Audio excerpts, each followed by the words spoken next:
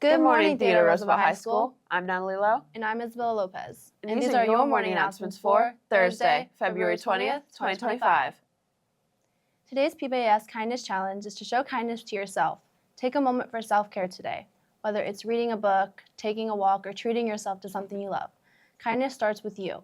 Today is the last day of Random Act of Kindness Week. Thank you for participating and spreading kindness to the TRHS community. And now a special announcement from Brianna Baints for Black History Month. Claudette Colvin is an activist who was a pioneer in the civil rights movement in Alabama during the 1950s. She refused to give up her seat on a bus months before Rosa Parks' more famous protest. Colvin was born on September 5, 1939 in Montgomery, Alabama. Growing up in one of Montgomery's poorer neighborhoods, Colvin studied hard in school.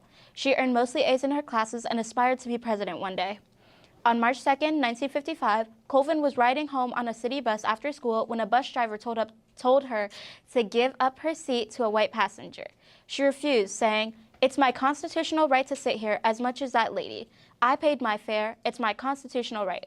After her refusal to give up her seat, Colvin was arrested on several charges, including violating the city's segregation laws. For several hours, she sat in jail, completely terrified. "I was really afraid because you just didn't know what white people might do at that time," Colvin later said. After her minister paid her bail, she went home where she and her family stayed up all night out of concern for possible retaliation. In court, Colvin opposed the segregation law by declaring herself not guilty. The court, however, ruled against her and put her on probation. Despite the light sentence, Colvin could not escape the court of public opinion. The once quiet student was branded a troublemaker by some, and she had to drop out of college. Her reputation also made it impossible for her to find a job. Eventually, Claudette Colvin would become one of our plaintiffs in Browder v. Gale, which ruled that Montgomery's segregated bus system was unconstitutional. Colvin later moved to New York City, and she worked as a nurse's aide. She retired in 2004.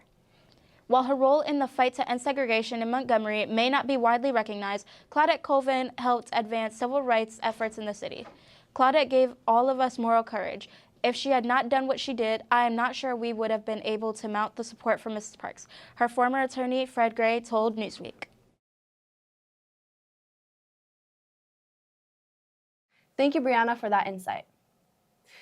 The annual Don Beckett Memorial Scholarship Polar Plunge is Saturday behind the Old Overlook. There's a minimum donation of $5 to jump, and the money will go towards multiple scholarships benefiting Kent seniors. There is also a change war being held during lunch periods. Donate change if you want Mr. Longyear or Miss Weigel to jump in the pond. Waivers must be signed by your parent or guardian if you are under the age of 18. Pre-registration will also be available. If you are a sophomore interested in any career tech education program, remember that applications are due tomorrow. Unified Sports is rescheduled for tomorrow.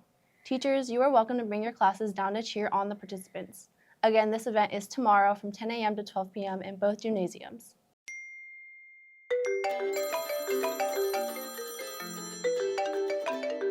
We need your input on our cell phone policy. A cell phone policy survey will be available in the Class Student Google Classroom. Please take a few minutes to complete it right after the announcements. On Tuesday, February 25th, the freshmen and juniors will be taking the pre-ACT and the ACT. If you are taking the test, you should come to school by 7:15 and be in testing rooms by 7:30 a.m. The room list for students will be in your class Google Classrooms. There will also be a form in your Google Classroom to sign if you need a lunch, and the deadline for that is today. After you complete with testing, you are free to go home. The buses depart at 11:45, 12:45, and 2:29. If you need bus transportation, you must ask which bus is nearest to your home. Going nearest to your home. You must also remember your charged Chromebooks. If you do, you will be entered in a drawing for a DoorDash gift card. If you need a school-issued Chromebook, please see Ms. Flaherty in the library.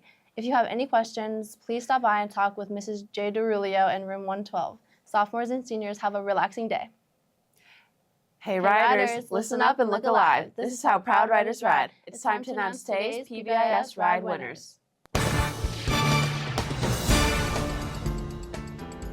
Sienna Heeman, John Palmer, Kareem Scales, Kyle Palomo, Georgia Brown, and staff member Dr. Rebke. Congratulations, riders. Keep doing a great job demonstrating our ride expectations. These have been your morning announcements for Thursday, February 20th, 2025. Happy National Comfy Day, Roosevelt. At this time, please fill out the cell phone policy student survey.